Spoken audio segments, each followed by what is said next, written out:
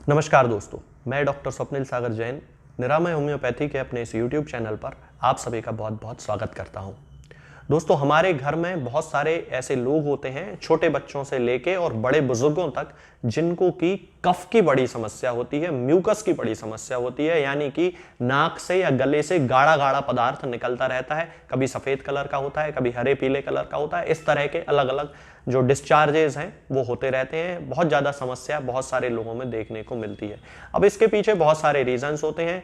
Allergy भी इसका एक कारण होता है। कई लोगों को बहुत ज़्यादा म्यूकस जो है वो एलर्जी के कारण ही बनता है। मेडिकल भाषा में इसको म्यूकस कहा जाता है, सामान्य भाषा में इसको कफ कहा जाता है। हालांकि मेडिकल की जो भाषा है उसमें कफ का मतलब खांसी होता है, लेकिन सामान्य लोग जो हरा पीला पदार्थ निकलता है उसको कफ ही कहते हैं। तो ये एक बड़ी गंभीर समस्या हो जाती है कई लोगों के लिए। कई लोगों को इतना ज्यादा पोस्ट नेजल ड्रिप होता है। पोस्ट नेजल ड्रिप का मतलब होता है कि नाक का जो पिछला हिस्सा होता है, यानी कि पोस्टीरियर नेयर्स जिसे कहा जाता है, वहां से कंटिन्यू जो कफ है वो नीचे गिरता रहता है, गले में आता रहता है और लोगों को गले में बड़ी खराश होती है। उस कंडीशन में बहुत सारे लोग एंटी एलर्जिक दवाएं लेते रहते हैं। एलोपैथी में तो कोई बेसिकली इसका कुछ खास एंटी एलर्जिक दवाओं के अलावा ट्रीटमेंट नहीं है, लेकिन होम्योपैथी में इसके लिए बहुत अच्छी अच्छी दवाएं उपलब्ध हैं, जैसे कि पल्सिटिला हो गई और हाइड्रेस्टिस हो गई और काली बाइक्रोमिकम हो गई। तो उन्हीं में से एक दवा काली बाइक्रोमिकम के बारे में मैं आज आपसे बात करूंगा। ये मेरे पास काली बाइक्रोमिकम है 200 पोटेंसी में, आप देख सकते हैं। तो इस दवा के बारे में मैं आज आपसे बात करने वाला हूं कि काली बाइक्रोमिकम का यूज हम कफ को ठीक करने में कैसे कर सकते हैं। तो बेसिकली जो काली बाइक्रोमिकम का जो कफ होता है वो हरे पीले कलर का होता है। पीलापन उसमें ज्यादा रहता है, हरापन उसमें थोड़ा सा कम रहता है। अब वो जो पीलापन लिए हुए जो कफ होता है, जो म्यूकस होता है, वो बच्चों की नाक से ज्यादातर गिरता है और बड़े लोगों के गले में पीछे जाता है पोस्टीरियर नेयर्स से, जिसे कि पोस्टीरियर नेजल ड्रिप या पोस्ट नेजल ड्रिप कहा जाता है। तो ये जो समस्या होती है पोस्ट नेजल ड्रिप की, और नाक से बहुत ज्यादा सर्दी, जब बच्चों को सर्दी पुरानी हो जाती है, पक जाती है, जैसे कहते हैं कि सर्दी अब पक गई है, तब उस कंडीशन में हरे पीले कलर का नाक से जो है वो स्राव निकलता रहता है, डिस्चार्ज निकलता रहता है। उस कंडीशन में काली बाइक्रोमिकम बहुत अच्छा काम करती है। काली बाइक्रोमिकम का एक और खास सिम्टम होता है कि उसका जो म्यूकस होता है, उसका जो कफ होता है वो स्ट्रिंजी होता है और ऐसे खिंचता चला जाता है, ऐसे लंबा सा खिंचता चला जाएगा। बच्चों को देखना आप, मैं प्रैक्टिकल बात कर रहा हूं कि बच्चों को आप देखोगे कई बार वो ऐसे नाक से खींचते रहते हैं तो ऐसा खिंच जाता है। ये काली बाइक्रोमिकम का बड़ा खास सिम्टम होता है। पोस्टीरियर नेजल ड्रिप या पोस्ट नेजल ड्रिप जिसे कहा जाता है, उस केस में भी जो म्यूकस होता है वो हरे पीले कलर का ही होता है और बहुत सारे लोगों को खराश आती रहती है, वो खांसते रहते हैं और वो कफ बाहर थूकते रहते हैं। तो उसमें आप देखना कि कफ का जो रंग रहेगा वो भी हरा पीला ही रहेगा, क्योंकि वो भी पका हुआ कफ ही रहता है, पका हुआ म्यूकस रहता है। तब उस कंडीशन में भी हम काली बाइक्रोमिकम का यूज कर सकते हैं। इसके अलावा साइनस के पुराने केसेस, जिनमें कि साइनोसाइटिस जिस बीमारी को कहा जाता है, उसके पुराने केसेस, खास तौर से फ्रंटल साइनोसाइटिस या फ्रंटल साइनस के जो पुराने केसेस होते हैं, उनके लिए भी बहुत अच्छी दवा होती है। काली बाइक्रोमिकम के जो पेशेंट होते हैं उनको यहाँ पे रूट ऑफ द नोज पे, यहाँ पे उनको दर्द की बहुत ज्यादा शिकायत होती है और बहुत ही ज्यादा तकलीफ होती है उनको।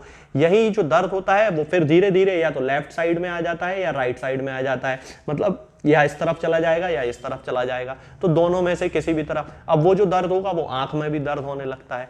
इन सारी कंडीशंस में, चाहे वो आपका क्रॉनिक साइनोसाइटिस हो, चाहे वो आपका पोस्टीरियर नेजल ड्रिप या पोस्ट नेजल ड्रिप हो, या फिर किसी बच्चे को सर्दी जुकाम बहुत पुराना हो गया हो और हरे पीले कलर का नाक से गाढ़ा गाढ़ा डिस्चार्ज हो रहा हो, खांसी में जो बलगम निकल रहा हो वो बलगम हरे पीले कलर का हो। होम्योपैथी में या मेडिकल भाषा में कफ का मतलब होता है खांसी, लेकिन जनरल जो आप लोग बोलते हैं वो कफ मतलब होता है बलगम। तो बलगम की समस्या के लिए होम्योपैथी में काली बाइक्रोमिकम बहुत ही अच्छी मेडिसिन है। इसके साथ में हाइड्रेस्टिस कैनाडेंसिस भी यूज की जाती है, लेकिन उसके जो सिम्टम्स होते हैं वो अलग होते हैं।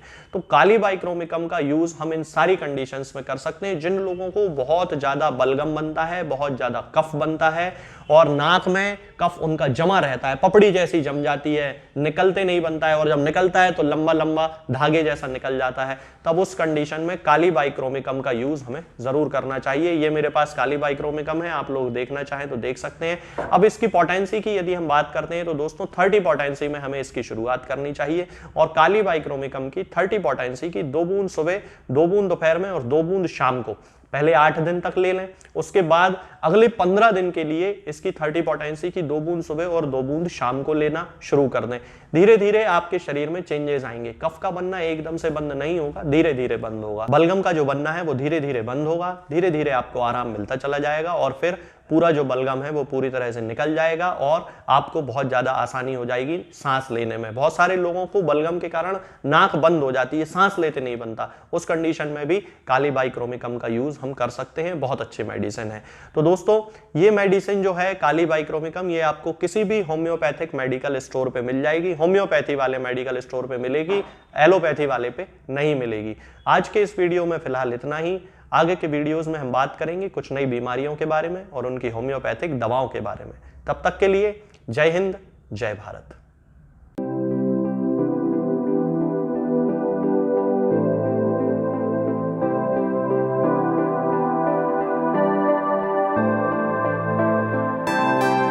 दोस्तों, होम्योपैथिक दवाओं को खाने का सबसे अच्छा तरीका होता है कि हम हमेशा खाली पेट इन दवाओं को खाएं।